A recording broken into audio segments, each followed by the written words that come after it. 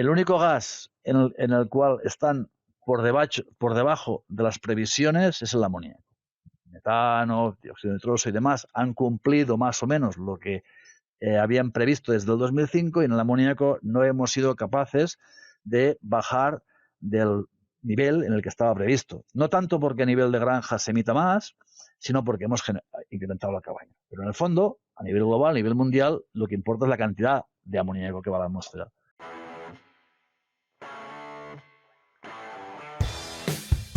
Hoy vamos a hablar de impacto ambiental y sostenibilidad en la industria porcina. Y para eso tengo la suerte de presentarles al ingeniero Daniel Babot.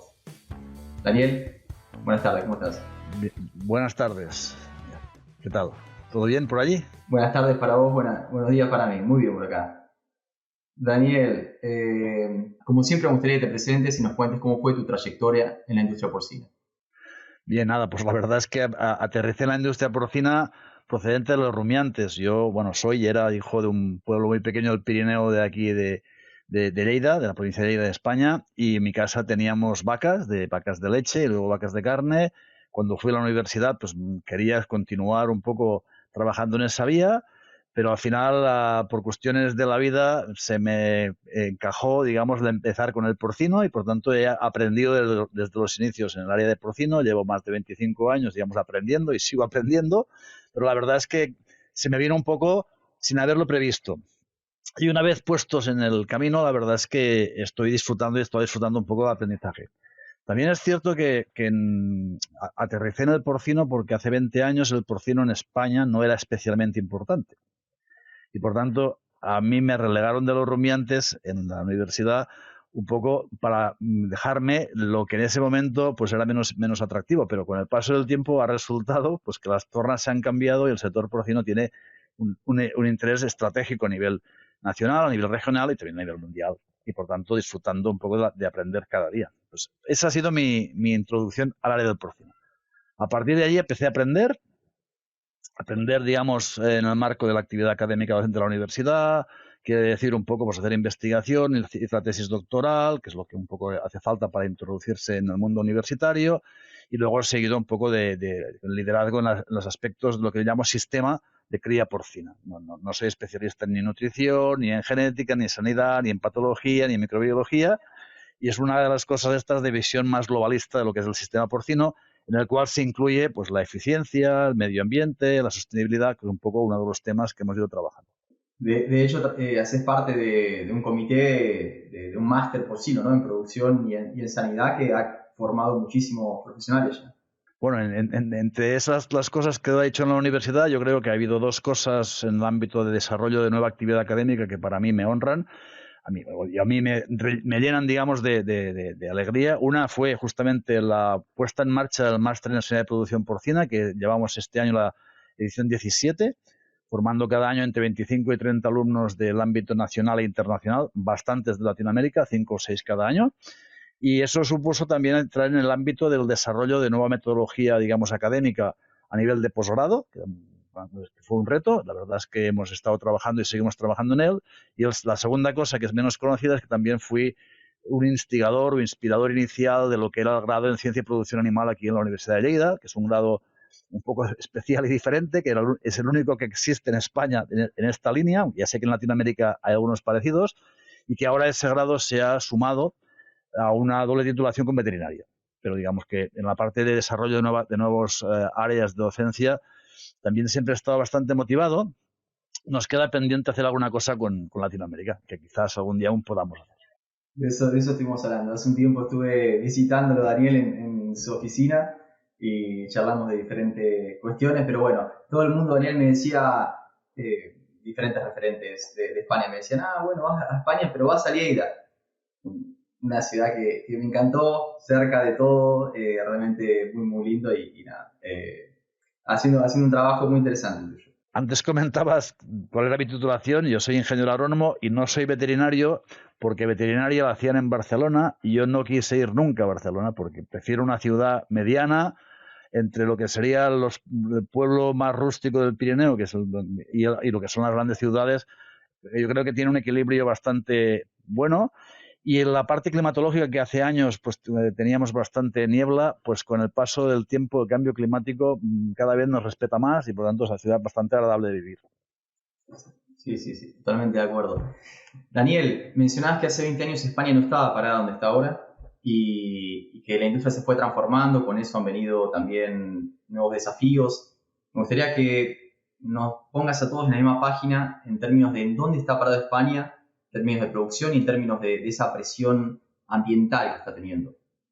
Bueno, yo en esta línea, digamos, yo creo que es bueno comentar 4 cifras que llevo aquí, digamos, un poco en la chuleta, que son las cifras que el sector porcino español, digamos, pone encima de la mesa siempre que se habla de él. Entonces, si todos es conocido que en este momento es el 4º productor de carne de porcino en el mundo, es el primero productor de carne porcino en la Unión Europea. Producimos alrededor de unos 5 o 6 millones de toneladas de carne, que lo que representa el 22% de la Unión Europea. Junto con Alemania vamos par a par, más o menos al mismo nivel. Se sacrifican alrededor de 60 millones de cabezas de porcino al año y la evolución, en este sentido, ha sido de un incremento en España del 5% anual en los últimos 10 años. Esta evolución en el incremento positivo quizás sea de los pocos países en Europa que la ha tenido. El resto de países o se mantienen estables o algunos van en leve decremento. Entre otras cosas porque a nivel europeo hemos llegado a autosuficiencia y en España estamos a un nivel del 200% de autosuficiencia. O sea, de la carne de porcino que producimos, el 60% se debe exportar, porque no hay suficiente consumo interno. Por tanto, el sector porcino ha crecido mucho, pero tiene un gran hándicap de equilibrio desde mi punto de vista, y estas cosas que estamos comentando yo creo que es bueno saberlas, ¿no? Porque es un gran elefante con los pies, digamos, también gordos, no sé si de plomo o no, porque evidentemente dependemos del consumo mundial de carne de porcino y luego dependemos de otras cosas que ahora iba a comentar. En términos económicos, representa, según cifras de Interporc, 8.500 millones de euros de movimiento económico, es el 43% de la producción final ganadera y el 16% de la producción final agraria. Por tanto, digamos, a nivel nacional es un sector que ha vuelto a las tornas desde hace 20 años, que eran los rumiantes, el vacuno fundamentalmente, pues ahora el porcino se ha puesto como el principal sector en términos de valor económico. Para poner un poco más de cifras que algunas personas de Latinoamérica puedan contrastar con sus países de donde estén, tenemos alrededor de 35 millones de cabezas de porcino, de los cuales 2,5 millones, 3 son cerdas reproductoras, con un incremento sostenido de 3-4% en los últimos 10 años anual. También hay un cierto incremento en el censo. Y luego, esto lo digo así porque luego hay que ponerlo en contexto con el reto medioambiental. Y eso yo creo que es interesante ver cómo crece la cría, crece el sistema de producción y en términos medioambientales eso cada vez genera más presión. Tenemos 88.000 explotaciones en España, según nos indican. Por lo tanto, hay de muy pequeñas y de medianas. No hay explotaciones muy grandes porque hay un límite legal al tamaño máximo de las explotaciones ganaderas, que en el caso del porcino son en torno a las 3.400 cerdas y 7.000 cerdos de engorde. Y el tamaño medio de las explotaciones de reproductoras en España está sobre las 1.400, 1.500 cerdas. Pero no se pueden construir granjas más grandes de 3.400 cerdas. Y eso, digamos, es un poco diferente. Y yo sepa, es el único país del mundo que tiene esta limitación de tamaño, de capacidad productiva. Quizás hay algún otro que desconozco. En términos de rendimiento, estamos en 25 lechones destetados por cerda y año y en unas conversiones de transición de 1,5 y en engorde de media de 2,4, más o menos. Las mejores explotaciones consiguen rendimientos mucho mejores. Y en este contexto, pues yo creo que esto nos explica un poco y pone de manifiesto lo que ha sido la evolución del sector porcino y la importancia que ha tomado el sector porcino. Y yo ya antes he planteado el que había, para mí hay un reto, hay varios, pero uno importante es mantener el mercado de la carne de porcino. Otro de los hándicaps, desde mi punto de vista, del sector porcino español es en que no dispone de materia prima alimentaria suficiente para dar de comer a los cerdos. Importamos casi el 50% de los cereales, más del 70% del maíz y de la soja no te digo, ¿vale? Digamos, proporciones muy grandes. Eso también yo creo que es bueno, porque yo he estado en algunos países de Latinoamérica hace unos cuantos años, algún día me gustaría volver, espero que pueda ser, y creo que el contexto en esos países puede ser muy diferente, con elevadas producciones de maíz, de cereal, de soja, y que en el mundo globalizado, para bien y para mal, quizás exista una oportunidad de encaje. Ese es un poco lo que creo yo podemos comentar así para hacer un resumen rapidillo de lo que para mí es la evolución del sector porcino y dónde está ahora. Sí, sí, sí. No, interesante cuando dependes de importaciones de materias primas para producir y de exportaciones para encajar tu producto, ahí hay ciertas variables que cuando se desacomoda algo puede llegar a repercutir muchísimo en el mercado.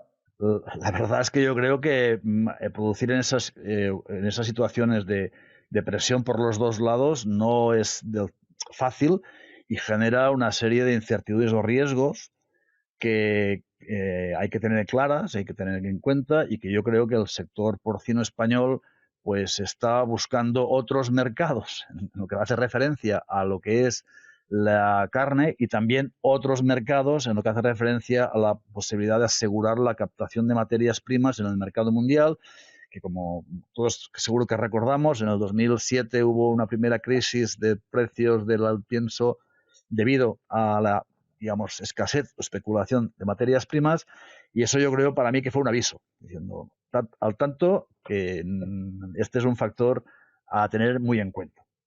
Daniel, a mí siempre me gusta mirar hacia Europa para ver un poco los desafíos que se tienen, la presión que también se tiene sobre lo que es desde bienestar animal, desde lo que es medio ambiente también. Entonces ahí me gustaría que nos iluminen. Ustedes ya están atravesando esto antes de lo que nos está tocando atravesar en este lado del mundo. Y pongo Latinoamérica y pongo también Estados Unidos, es otro tipo de presión. Y ¿cuáles son esos principales desafíos en términos ambientales, esas principales condiciones que ha sufrido la industria como para producir de una manera más sustentable? Bueno, digamos que también hay que, para llegar a captar o entender al final cómo se pretende enfocar el reto medioambiental, el reto social, porque también hay un reto social, no es tan fuerte como los países del norte de Europa, pero creo que es un poco más fuerte que algunos países de América o Latinoamérica, y que cada día, digamos, lo tenemos más enfrente. El sistema de producción o de cría porcina está estructurado en un porcentaje bastante elevado en torno a lo que aquí llamamos la integración. O sea, una gran empresa, de alguna manera, digamos, o una firma económica o una firma comercial. Puede ser un ganadero, no tiene por qué ser una empresa, digamos, multinacional. No es el caso, son empresas de ámbito, la mayor parte de ellas, nacionales, que, digamos, gestionan los animales, gestionan el pienso, gestionan el servicio veterinario y le dejan, digamos, al ganadero las tareas de poner los alojamientos y manejar los animales frente a un equilibrio, digamos, económico pactado con independencia del precio del mercado. Eso asegura unos ingresos al ganadero, digamos, de granja, que en caso de entrar en un mercado abierto había habido y puede haber, digamos, situaciones en las que el precio del cerdo no compensa el coste. Y eso ha pasado, pasa, llevamos unos cuantos años bastante buenos, pero volverá a pasar seguramente. Y este modelo yo creo que ha ayudado a reencajar todas estas piezas en el contexto económico, y ahora también creo que debemos tenerlo en cuenta al menos para encajar los retos más medioambientales. En la línea más medioambiental y de sostenibilidad, yo creo que la clave está en la sostenibilidad, en el uso eficiente de recursos y la minimización de la producción de subproductos o residuos. Entonces, en el caso de aquí de España y de algunas zonas de España, hay que decir además que la cría porcina está concentrada en una zona, digamos, noreste de España, que es Cataluña y Aragón. Y Lleida, digamos, aquí a 10 kilómetros tenemos el municipio de España con más densidad de porcino, no sé si del mundo, pero de España seguro, porque, digamos, es un pueblo que se llama Alcarrás, que hay una gran cantidad de explotaciones de porcino. Eso hace que tengamos que gestionar, por un lado, los animales y, por otro lado, también todos los subproductos, en este caso, las direcciones ganaderas. Y ese es un reto que en Europa y en España ya se lleva años, digamos, trabajando, pero que sigue siendo un punto, digamos, difícil. Difícil porque, de otra manera, podríamos decir que hay menos tierra que estiércol, de forma resumida. Quiere decir que tenemos mucha más producción de purines, que es la forma en que almacenamos las direcciones de porcino, que tierras disponibles para aplicarlos como abono agrícola. Y en ese contexto, pues ya desde hace tiempo, digamos, estamos sujetos a una normativa medioambiental de uso y aplicación de direcciones ganaderas en porcino de como máximo 170 kilos de nitrógeno por hectárea, referidos al nitrógeno, Luego se pasará al fósforo y más adelante pues, quizás se llegue al cobre o al zinc, otros minerales, pero ahora el factor limitante oficial es el nitrógeno. Eso ha hecho que la gestión de digamos, de los purines como direcciones ganaderas se haya tenido que estar haciendo en un marco, digamos, de cierta sostenibilidad y de reequilibrio. Y que en zonas como la que estamos aquí no quede casi más remedio que hacer tratamientos para reducir la carga, digamos, no diría contaminante, la carga de nutrientes, el nitrógeno excedentario, el fósforo excedentario. Entonces, y ahí esa es una de las áreas en términos de presión y de encaje medioambiental que se lleva trabajando de forma activa durante más de 10 años. Exacto, sí, sí, sí, sí. No, y de hecho, a todos los que quieran profundizar en este tema, también tenemos un episodio que grabamos con el doctor Javier Flotats, muy interesante, en el que él plantea 4 escenarios diferentes y lo que se podría hacer en cada uno de ellos en función bueno, si no tiene tierra, si tiene, digamos, algún tipo de asociación con algún agrónomo, etcétera. Así que recomendable. Sí, Xavier Flotats fue profesor de aquí, de la Universidad de Lleida, no sé si te lo dijo en su momento, ahora está en la Politécnica de Cataluña y es un compañero y amigo. Él trabajó desde muy pronto en el tema de tratamiento de purines. En nuestro caso, nuestro grupo y yo mismo nos hemos dedicado más a trabajar en el ámbito granja, en el ámbito de los animales, aunque también estamos haciendo algunas cosas en la parte de tratamiento. La otra, digamos, reto en el contexto, digamos, medioambiental actual son las emisiones de gases de efecto invernadero y las emisiones de gases no de efecto contaminante como puede ser el amoníaco. Y ese es uno de los retos en los que yo diría que estamos empezando a andar. Exacto, y de hecho, Daniel, vos participaste del armado de una guía de gestión de agua que a mí me pareció un recurso espectacular y también a quien sea que le pueda resultar útil me lo pide y yo lo comparto, en donde se tocan diferentes temas, se toca un poco el impacto que tiene la producción porcina en términos de huella hídrica. A mí me gustaría que nos compartas un poquitito qué tipo de presión ustedes han sufrido o cómo han sabido disminuir la huella hídrica de la producción porcina. Bueno, en el entorno este que estamos hablando, ya desde el principio el grupo de investigación en el que he estado trabajando nos focalizamos un poco en el uso eficiente de recursos y como había mucha gente que trabajaba en nutrición y nosotros tampoco éramos muy especialistas en nutrición, pues empezamos con el agua, que no trabajaba nadie, y nos pusimos a trabajar con ella porque entendemos que es un recurso igual de necesario. Además, aquí uno de los datos que quizás también pueden ser relevantes, la expansión del sector porcino solo ha sido posible en las zonas donde ha llegado el agua de regadío. O sea, no, se puede llevar el pienso, se puede hacer energía eléctrica, pero llevar el agua para dar de beber a los animales no es una de las cosas que aquí, menos en España, se haya hecho, a menos que se haya llevado para otros temas. Toda la zona de semiárida de Aragón, que de aquí llamamos monegros, digamos, a medida que el riego ha ido avanzando en monegros, han ido avanzando las granjas de porcino. Por tanto, el factor agua es un factor también a tener en cuenta. Sin agua, yo diría que se pueden hacer pocas cosas. Ni porcino no se puede. Desde esa óptica nos pusimos a trabajar con el factor del agua para ver primero, para caracterizar cuál era el uso del agua y nos dimos cuenta que nadie se fijaba en eso. Esa es la primera cuestión, que nadie se preocupaba por el agua en el caso del porcino. Bueno, pues empezamos a recopilar datos y a hacer trabajos y a ver un poco cómo podíamos ayudar a cuantificar esas necesidades de agua, si se desperdiciaba, si no se desperdiciaba. Y finalmente, después de 10 años, pues hemos acabado con esta guía de definición del uso del agua, en la cual se plasma la huella hídrica, pero ha sido el esfuerzo de un trabajo de varias gente del equipo durante casi 10 años.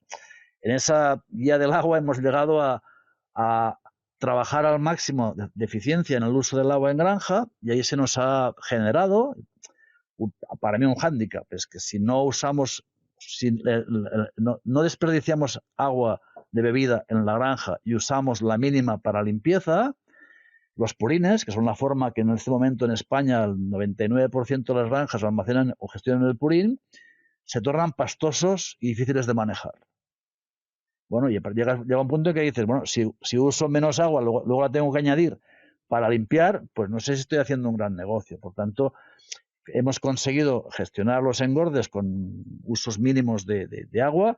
Las fuentes, digamos, internacionales están entre 5 y 8 litros por animal en el parte de engorde y que aquí hemos llegado a 3-4 litros de uso, digamos, prácticamente solo biológico. Con lo cual, en los purines solo está la fracción de orina, pero no hay agua, digamos, desperdiciada. Eso ha sido después de aplicar una serie de estrategias y en base a eso también, como tú comentabas, hemos llegado a hacer una estimación de huella hídrica que de forma más o menos resumida, aquí en España ahora necesitamos alrededor, son cifras bastante elevadas, de 4.400 litros por kilo de carne producida. Son muchos litros, pero digamos, son bastantes litros, pero de esos 4.400 litros de agua, solo el 1% la necesitamos en granja, que son 40 litros. El resto la necesitamos para producir el alimento de los animales. En huella hídrica se suma toda el agua que se requiere para conseguir, digamos, un producto final que es la carne. Una es el agua directamente consumida, que son en torno a 40 litros por kilo de carne de porcino, y otros 400 que proceden del agua que han usado los agricultores españoles, argentinos, me imagino que americanos, europeos, brasileños, para producir el maíz, el cereal, la soja que consiguen que comen los animales. Y ahí también a mí eso me ha hecho reflexionar bastante, porque el mundo, nos gusta o no, es circular.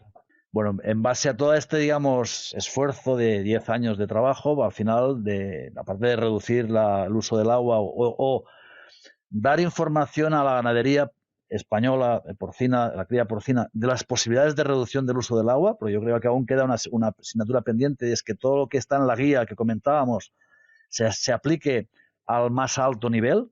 Yo creo que se está aplicando a un 80-90%, pero aún se puede aplicar más.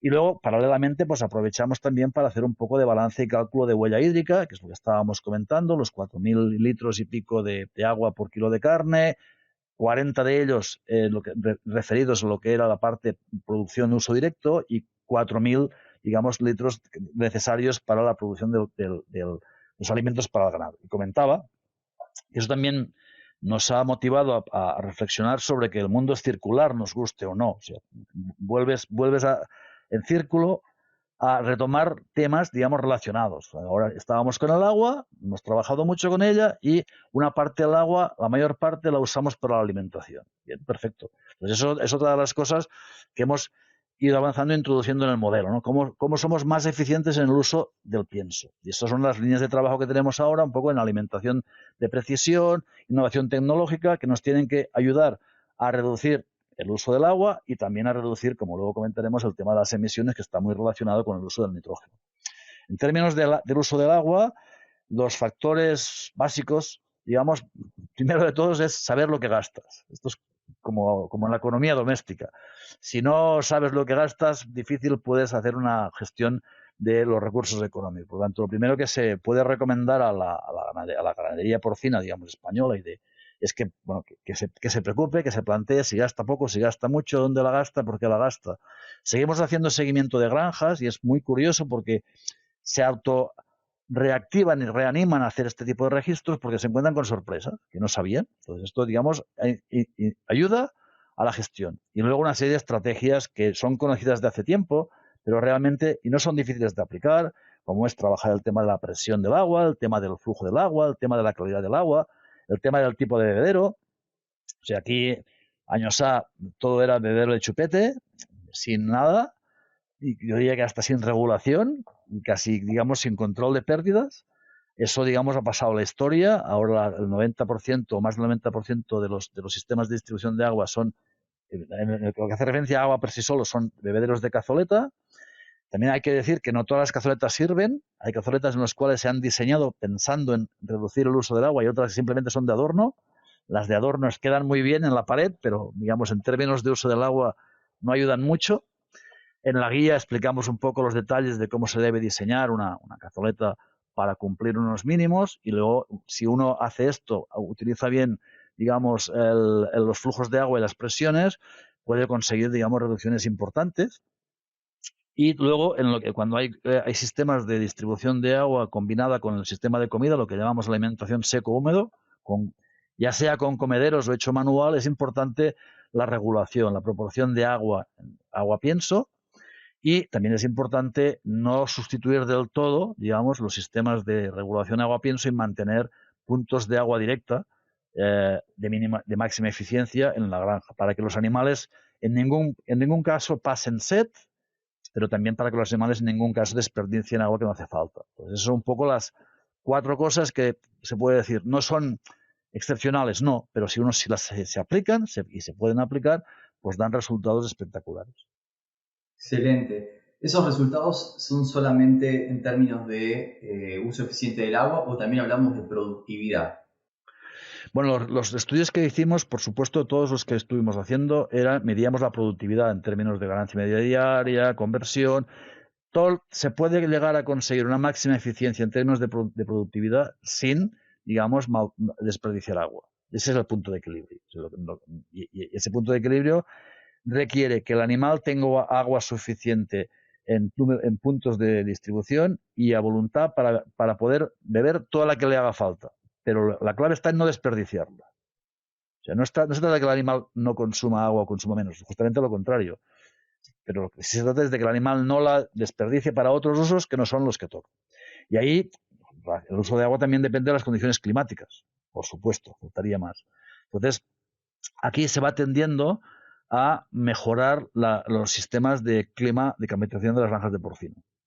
Y en las granjas en las que en verano, por ejemplo, pues tenemos refrigeración, es más fácil, digamos, que las pérdidas de agua sean menores, porque el animal no requiere refrescarse con el agua de la bebida. Pero si tú le diseñas un bebedero en el que es imposible refrescarse con el agua de la bebida, esa opción no la tiene. Y a no ser que entres en zonas de temperatura, digamos, ya críticas, el rendimiento no se va a ver afectado si lo haces bien. Por tanto, posible lo es.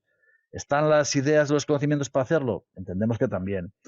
La voluntad, yo creo que cada vez hay más voluntad, tanto en España como en el resto de países del mundo.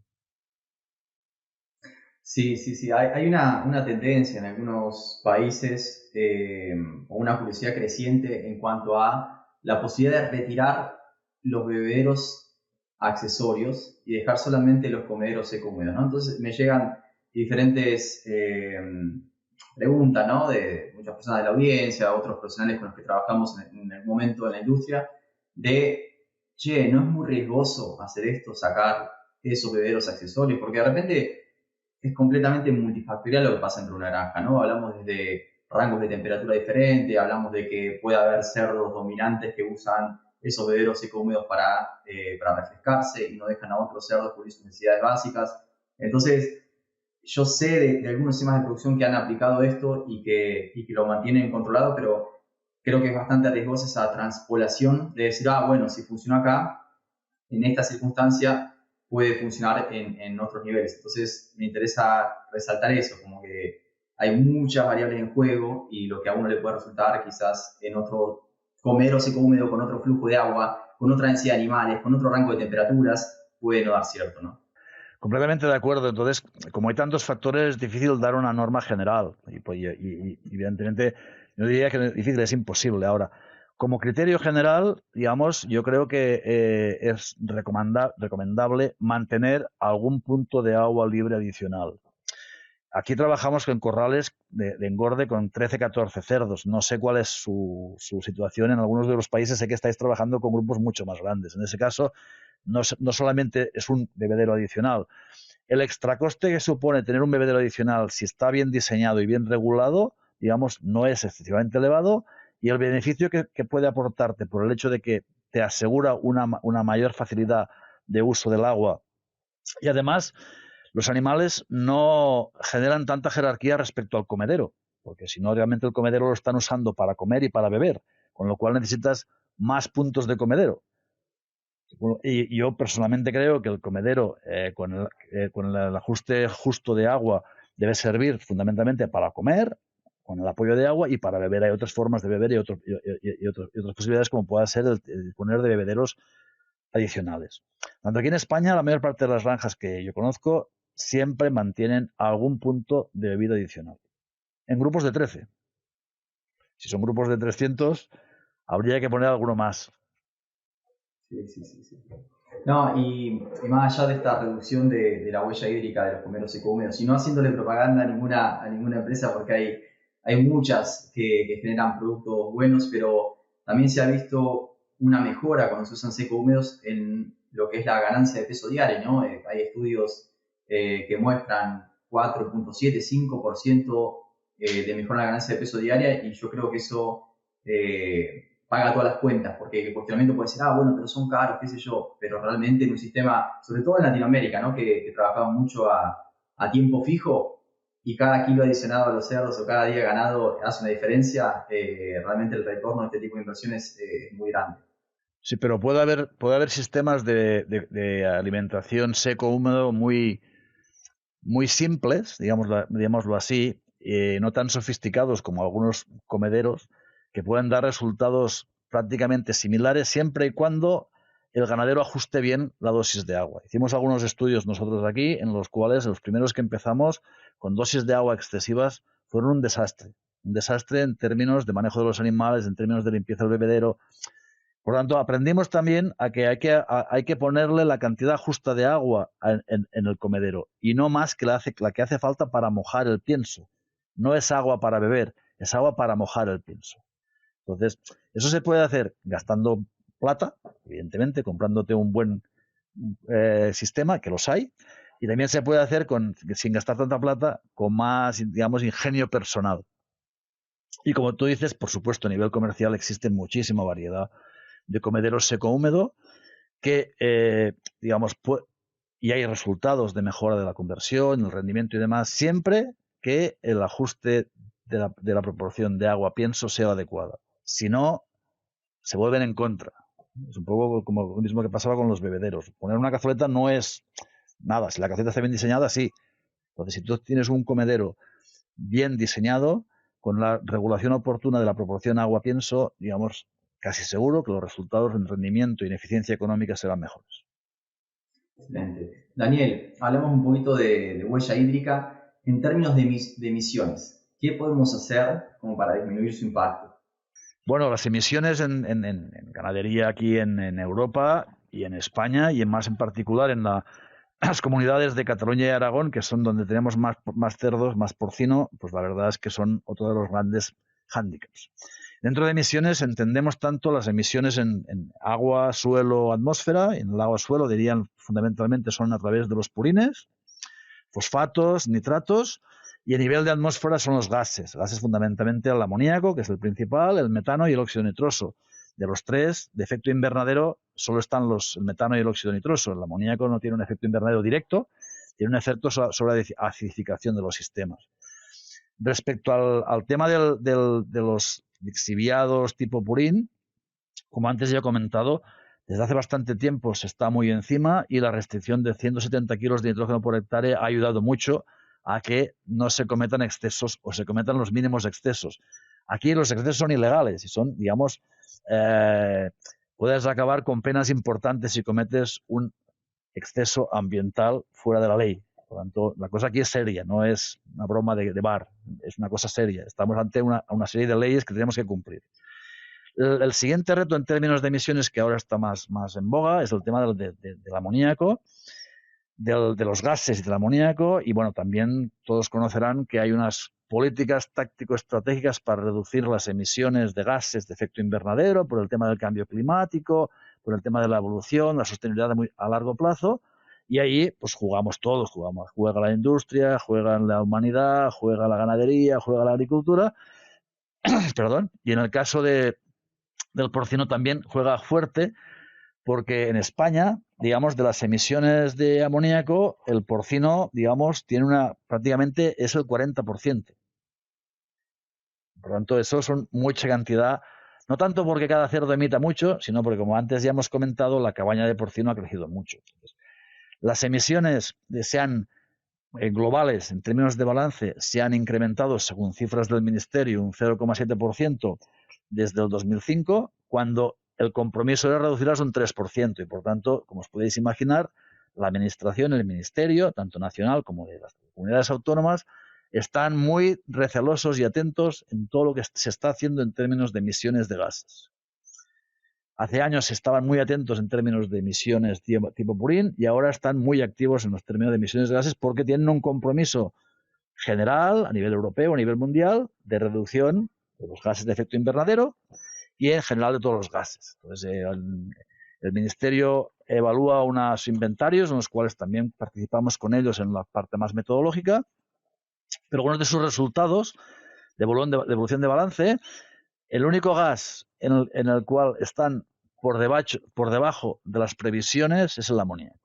Metano, dióxido de nitroso y demás han cumplido más o menos lo que habían previsto desde el 2005, y en el amoníaco no hemos sido capaces de bajar del nivel en el que estaba previsto. No tanto porque a nivel de granja se emita más, sino porque hemos incrementado la cabaña. Pero en el fondo, a nivel global, a nivel mundial, lo que importa es la cantidad de amoníaco que va a la atmósfera. Y en ese sentido, pues el incremento de emisiones que antes he comentado, pues es así, aunque a nivel de granja hemos tendido a reducir. ¿Qué podemos hacer a ese nivel? Como antes. Primero de todo es saber qué estamos emitiendo. Y eso no es tan fácil, porque en el agua, bueno, pues pones un contador de agua, lo cuentas de alguna manera, bueno, eso ahí fue bastante sencillo. En el caso de los gases, yo diría que llevamos 10 años intentando ajustar metodología para estimar bien las emisiones reales en granja. Eso quiere decir trabajar a fondo los balances de nutrientes, y si nos fijamos en el amoníaco, los balances de nitrógeno. Entonces, eso ha sido el trabajo de los últimos 10 años, monitorizando, sensorizando tanto lo que es la concentración de amoníaco, en este caso, de gases en el galpón o en la granja, como la parte de emisión derivada de la ventilación, porque al final el amoníaco va a la atmósfera porque ventilamos. Entonces, eso ha sido un reto. Ahora tenemos algunas estimaciones, digamos, de esos balances, que podemos comentar algunas cifras. Creo que son interesantes porque no encajan con los modelos referenciales que se han estado aplicando hasta ahora. Y no sé si son buenas o malas, pero al menos no encajan. No encajan, y ahora comento un poco por qué. En los balances que hemos estado haciendo, nuestro cerdo de engorde, come unos 4,5 kilos de nitrógeno al año, en el periodo de crecimiento, 20 a 100 kilos. De esos 4 kilos, 4,5 kilos, 2,3, 2,4 van al purín, que es un 53%. A la carne, en nuestro caso, van 2,06, que es un 47%. Cuanto las referencias bibliográficas, digamos, más antiguas, cifraban esta retención en no más de un 35%. Entonces, esto es una de las cosas que estamos apuntando por dónde van las vías, pero que hay que ratificar, volver a recoger más información y asegurar que realmente la retención de nutrientes por parte de las líneas genéticas mejoradas es mejor. Yo no lo dudo, ¿eh? No sé si es un 47 o un 45 o un 43, eso no lo puedo asegurar, pero estoy seguro que las líneas genéticas han mejorado la retención de nutrientes por dos cosas, por genética y por mejora de la alimentación. Entonces, estas cifras nos están dando, pero a nivel de balance no es lo mismo retener un 30 que retener un 40. Son cifras completamente diferentes.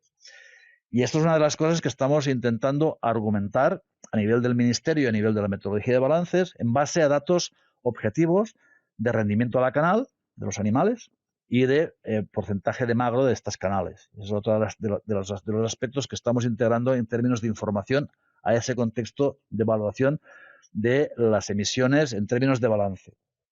Finalmente, en términos de emisiones en granja, medidas directamente con sensores, hemos estimado entre un 26 y un 38% de emisiones. Fijaros que hay un rango muy grande. 26, 38%. Quiere decir que depende de cómo hagas las cosas. Verano, invierno, más ventilación, menos ventilación. Hemos estado estudiando un poco también estos factores. El primero que nos pusimos a estudiar fue el efecto del nivel de ventilación. En general, cuanto más ventilas, más limpia es la nave y más emites. En general.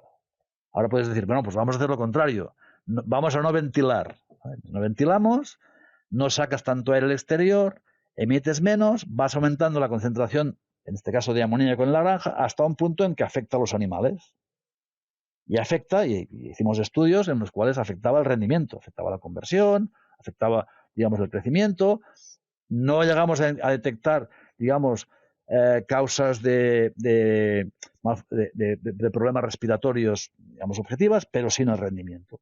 Y también llegamos al punto en que cuando llegas a un nivel mínimo de emisión, la concentración de ventilación, la concentración de amoníaco es tan grande en el interior que lo poco que sacas es mucho. Por tanto, el círculo se invierte. Por tanto, la zona óptima está en ventilaciones intermedias, que ya es un poco lo que hay que ir. Y estamos intentando que la cría porcina en España tienda a cuantificar los niveles de amoníaco en granja, que ya están habiendo granjas y empresas que están entrando en esa línea. Una vez conoces el nivel de amoníaco, ya puedes tener una referencia adicional a la ventilación, que no es solamente la temperatura, sino es el nivel de gases, CO2 y amoníaco. Y eso ya te ayuda a tener información para modelar tus emisiones. Entonces, esto es una de las cosas que, fruto de estos estudios, pues se está implementando y poniendo en marcha. Y a partir de ahí también, estas empresas que tienen que conseguir colocar en el mercado mundial, y ahora vuelvo al círculo inicial, el 60% de la carne, necesitan justificación social.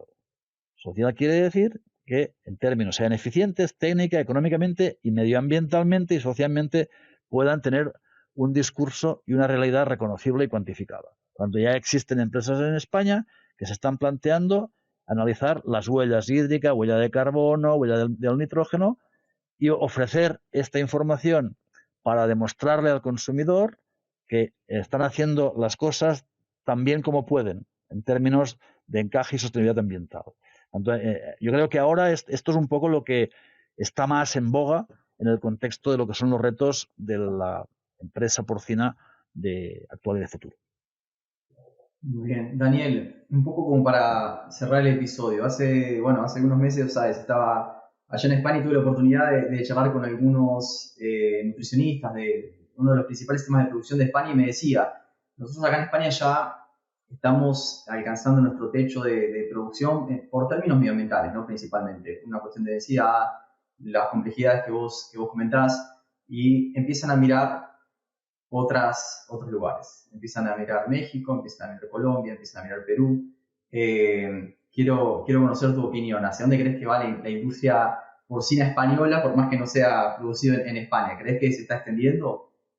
Sí, bueno, yo me consta, como tú también te consta, digamos que viendo que a nivel de España estamos llevando a unos puntos de equilibrio, yo diría que tanto medioambiental como social. O sea, aparte medioambiental, si hacemos un promedio a nivel de España, España aún existe mucha zona en la cual no hay porcino, y si estuviese más distribuido los problemas medioambientales de purines y demás, los purines fundamentalmente, creo que se podían gestionar sin grandes problemas. Los temas de emisiones de gases es un poco más complicado, porque vayas donde vayas, las direcciones del ganado producen emisiones, si no las gestionas muy bien. Entonces, pero esa parte técnicamente también se puede trabajar. O sea, podemos sacar el purín de la granja de forma frecuente o casi, digamos, de forma inmediata. Hay diseños que ya lo permiten. Podemos almacenar el purín en balsas, digamos, cubiertas o completamente cerradas, y podemos gestionar los gases que se producen en esas balsas, de forma que si hacemos todo eso bien, costará lo que cueste, en términos económicos. Si hacemos todo eso bien, en términos de emisiones también podríamos controlarlo. Pero yo creo que todo esto, el hándicap final está en que, como antes he dicho, somos autosuficientes en un 200%. Producir más carne de porcino en España es posible, y además las previsiones que me estaba mirando pues dan la impresión de que seguiremos creciendo. Eso es lo que dicen, no se puede asegurar, pero al menos los próximos 5 o 10 años yo creo que sí, si no pasa nada raro. Pero las empresas de aquí se están planteando que ese crecimiento tendrá un final. Habrá un momento en que no será imposible ir más arriba, porque ya será prácticamente no encajable en el sistema. Entonces, desde esa óptica se están planteando empezar a buscar o ver otros países, algunos de Latinoamérica, algunos también de África, digamos, como también de otras cosas. Yo creo también creo principalmente por la disponibilidad de materias primas alimentarias. O sea, yo creo que no es tanto, a mi juicio, por la presión medioambiental, es mi opinión, que puede ser perfectamente errónea, sino porque se están dando cuenta que tenemos que traer mucho alimento del mundo, producido en otras zonas, y si se encuentran ecosistemas en los cuales el círculo sea más fácil, pues creo que pensar como alternativas empresariales el distribuir el mismo sistema de producción a otros países del mundo, quizás en algunos casos acercarse a demandas emergentes, porque me consta que en Latinoamérica el potencial de crecimiento en el consumo de carne y de porcino creo que aún existe, ¿no? Y existe tanto para gente que no tiene suficiente como para comer cada día, como para gente, digamos, que ya come suficiente pero que quiere mejorar su dieta, ya sea por calidad o sea simplemente por nutrición. Entonces, desde esa perspectiva sí que hay empresas de estas que ya están preparando personal, técnicos, porque ya hicieron ese desembarco hace años, al menos algunos de ellos, y se dieron cuenta de que para poder manejar en Latinoamérica hay que ser latinoamericano. Lo digo así de forma simplificada, pero hay que entender bien el idioma, el argot, las formas del sistema, porque si aterrizas como europeo, por más español que seas, pues la verdad es que cuesta entender los detalles. Entonces, algunas de estas empresas yo creo que con buen tiento están ya formando profesionales, y el máster de porcino que hablábamos antes es una embrión de este tipo de cosas, personal que está aquí, que se forma y que luego vuelve a los países de origen y tiene las dos visiones, ¿no? La visión del país originario y la visión, digamos, de haber estado aquí participando en la interacción con el sistema de cría y con las empresas de aquí. Esa es una de las cosas que también está en evolución, porque otro de los hándicaps del porcino aquí son los recursos humanos, el personal, que hablamos menos porque es otra cosa, pero realmente hay un problema tremendo en el personal en las granjas. No tiene un efecto ambiental, pero sí puede tener un efecto social. Todo esto hace que el círculo ayude a pensar en que algunos países como México, Colombia, Perú, hasta Argentina, yo creo que Argentina es el olvidado, sé que tiene a Brasil al lado que hace mucha presión, hasta Brasil, digamos, en el porcino sé que están creciendo mucho y que lo están haciendo relativamente bien, pero eso no quiere decir que firmas de aquí puedan ayudar. Yo siempre pienso que lo que hay que hacer en estos intercambios es aprovechar lo mejor de todos. Nadie es el líder principal, nadie debería serlo, simplemente es aprovechar los errores y las bondades de lo que hemos estado haciendo aquí yo creo que la mentalidad latinoamericana y española es bastante más próxima que la sajona, desde mi punto de vista, pero aún y con eso es diferente, ¿eh? Os puedo asegurar. Claro que sí, claro que sí. Bueno, y por eso te agradezco, porque esto no es más que una manera de llevar tu experiencia, la experiencia también española, a diferentes profesionales de la industria. Así que nada, más que agradecido por tu participación en este episodio.